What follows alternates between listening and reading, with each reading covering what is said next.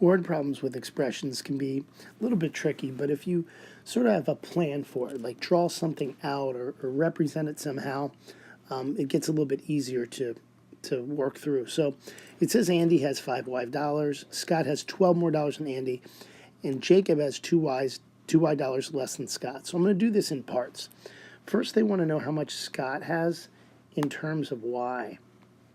So here's what I know. I know that Andy, he told me right off the bat, Andy's got 5Y. So this piece right here is known as a 5Y. And they tell us Scott has more than Andy. He has the exact same 5Y, but then it says that you got to tack on 12 more, not 12 more Ys, 12 more things, 12 more constants. So I see that Scott, this piece here that we would call Scott, we would call his amount of 5Y plus 12, because it's $12 more than whatever Andy has, and Andy has 5Y. So we would call this 5Y plus $12. They want to know how much money Jacob has in terms of Y. Well, they say that Jacob has 2Y less than Scott. So if Scott, we know that Scott, we know this whole piece is a 5Y plus 12. That's the whole piece that represents the amount Scott has.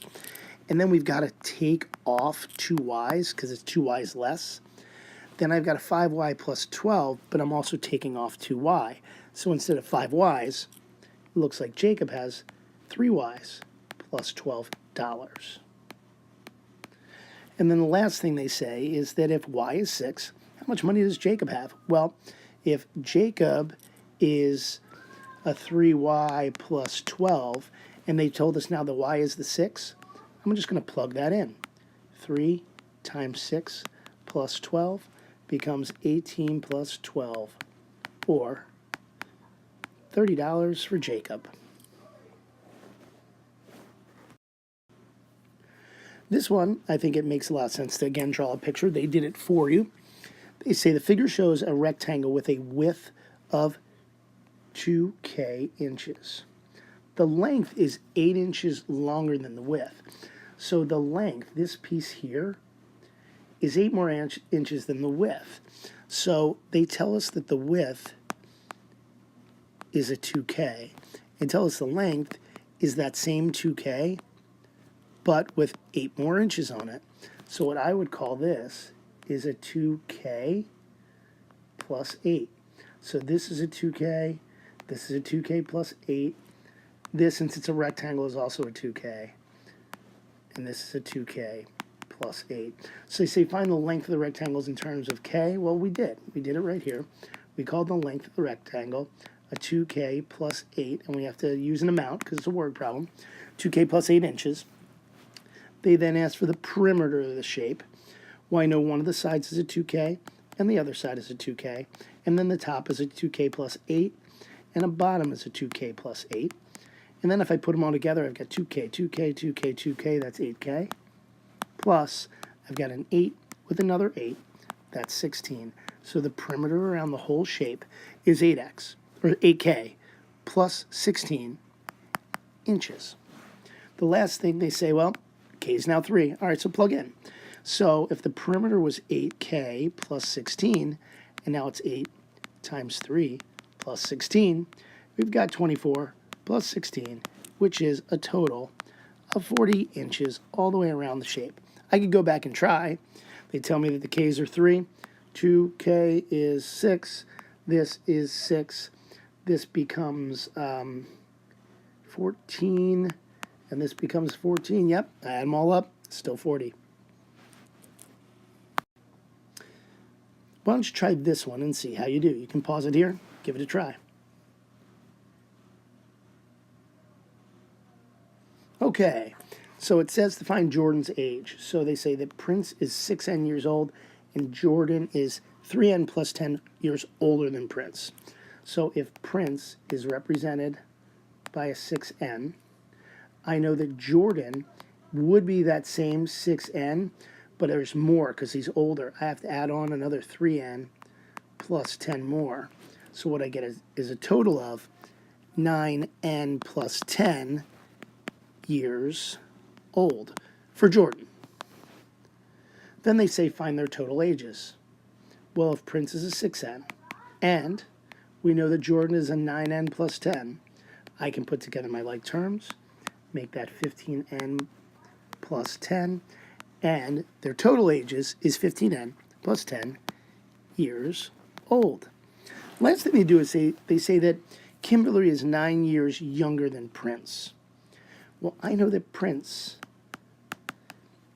is this 6N, and Kimberly is actually younger. So I'm going to take that same 6N, but I'm going to chop off 9 years. So what would I call that piece right there? I would call it a 6N without 9 years old.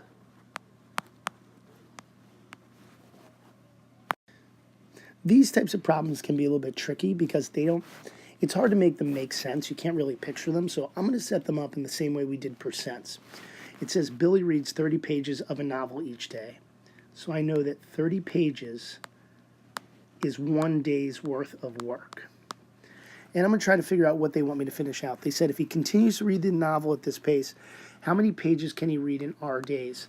So I'm trying to get from 1 day down to R days. What do I have to do to 1 to get it to R? Well, if I did 1 and I multiplied it by R, it would give me R days. And if I do the exact same thing here, to keep them consistent, if I take 30 pages and multiply it by R, that would be 30 R pages. So I know how many pages can he read in R days? 30 R pages in those R days. I still remember from earlier, I know that 30 pages is 1 day's worth of work. They want to know how many days would go by if he read 15 R pages. Well, I would do this. If I'm trying to get to 15 R pages, I'd like to take care of my number part first. I'm going to find out how many days this is. Let's see. If I can get from 30 to 15, 30 pages down to 15 pages, I know I can divide that by 2. And if I take 1 and I divide it by 2, it gives me 1/2. So I know that while Billy can read 30 pages in 1 day, he can read 15 pages in half a day. And then if I continue working, how do I get it from 15 pages to 15 R pages? Well, I just multiply it by R. So I take this 1/2 and I multiply it by R. It's 1/2 R days. So to read 15 R pages, it takes him 12 R days. But then the question isn't done yet. It finishes up with asking you to evaluate, well, what if R is 34? Well, if I take this 34 and pop it in here, half of an R days, well, that's now half of a 34 days, which is 17 days. Let's try this one. I'll pause it, see if you can work your way through it. There's actually 3 parts to it. So I'm going to give you the important parts of piece of information first. 15 students for every teacher. So the important things you need to know here is that 15 students is the same as 1 teacher. Then my questions begin here. First, what if there's 10 M teachers? Then next, how many teachers if there's 6 M students? And then finally, evaluate when M's 20. You're going to do it in chunks. Let's see how you do. Pause it here. Okay, so if there's 15 students for every 1 teacher, they said, what if there's 10 M teachers? So I got to figure out how to get from 1 to 10 M. And I think I'm just going to multiply it by 10M. So if I do times 10M here, and I do times 10M here, 15 times 10M is 150 M's. So when there's 10 M teachers, there's 150 M students. As I look at the next one, I still remember that 15 students go with 1 teacher. So let me see what they're asking for. They said, well, what if you had 6M students? Well, that's going to be tough.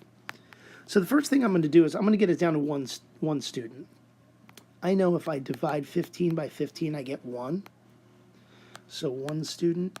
And if I divided this by 15, I get 1/15 of a teacher.